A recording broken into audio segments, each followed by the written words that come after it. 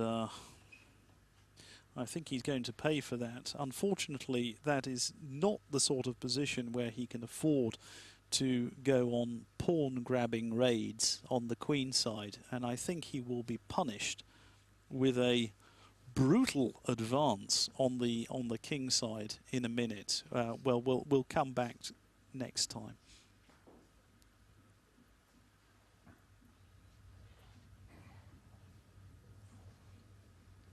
I need to work on these facial expressions myself. I think I'm not sufficiently intimidating as a chess player.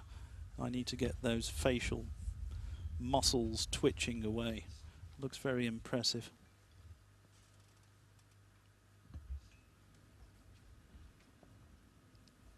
I might add that by itself it will not be good enough to make you a great player. You do need some technical skills as well. But once you've attained a degree of proficiency, then intimidating your opponents helps. It gives you that extra edge.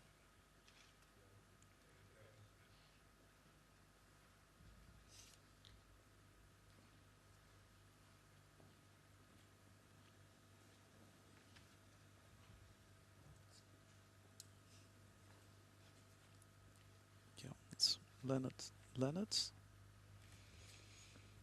with his King's Indian. Well, Garry, actually, it's not quite so straightforward. I think the Black Knight is threatening that pawn on b5. I guess Garry, what's he going to do? He's probably going to just move his A pawn up to defend it. That would be, if I had to have a little wager on that, I would think that is his most likely response. Just a4, it's simple and a good move.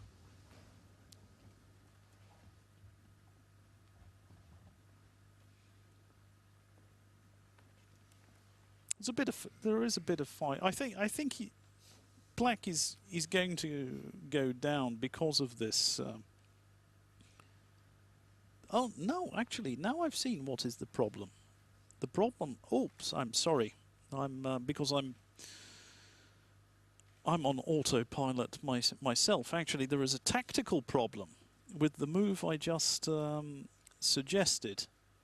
That there is a potential difficulty with the with Kasparov's rook in the corner. And I can see a little possibility of a little combination whereby the bishop can capture that rook in the corner. I think this is why Kasparov is pausing here, because probably his original intention was just something pretty simple and straightforward. Actually, he can still play this move a4 as far as I can tell. No, he has a way out of this. So probably it's the most direct and good natural move, supporting his pawn.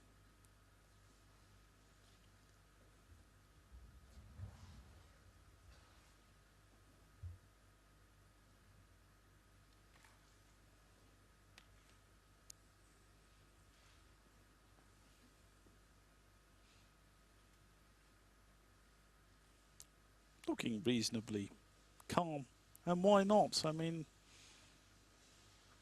there he is, battling away against the greatest player of all time, and he's posed him some problems.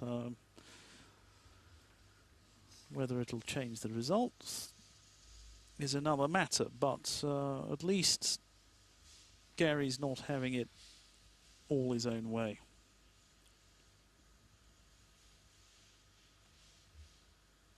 Actually, when I played against Leonard at the weekend, I found that his opening play was rather poor. And then he started to play much better later on. And I was impressed with his resilience from that point onwards. But and it's actually a little bit the same in this game, that he has played the opening a little bit ineptly, got into some difficulties, but having got into the difficulties, he's been resisting very well indeed. Yeah, you see, Kasparov has... He probably just, as I mentioned, that rook in the corner was a tactical weakness. And probably he just wanted to avoid any tricks with the bishop on the long diagonal, where it... Oh, right, and there's another victory there. I think that's... was that Peter Reichert? Yeah, from DigiPoint, yeah. I presume he resigned, you know. One never knows. Perhaps Kasparov resigned. No, we don't have the... I suspect that wasn't the final position. He doesn't look like a man who's suddenly stolen a great victory. Looks quite subdued. And here, this is Chris Lancrete, yeah. And this is one of the few boards where there is some sort of fight.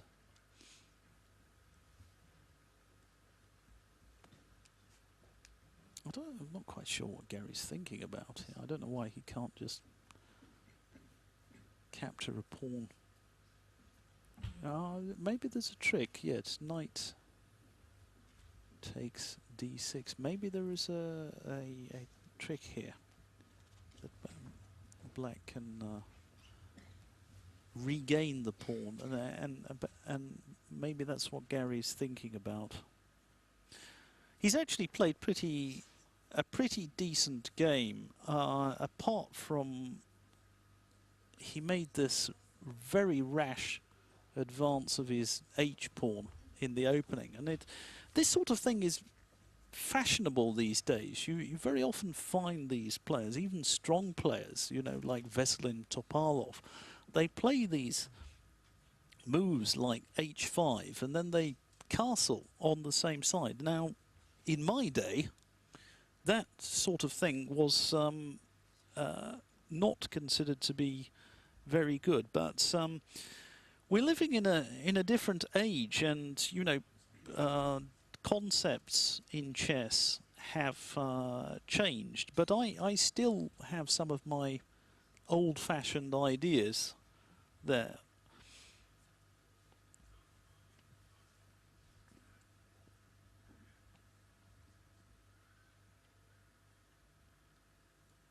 Yeah, he's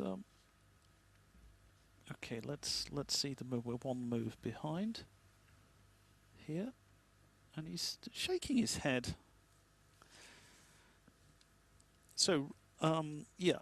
Now the idea is, I think Kasparov's concern is after the capture that the pawn can be recaptured by the knight, and then the queen comes down and takes the knight, but that allows the black bishop to take on c3.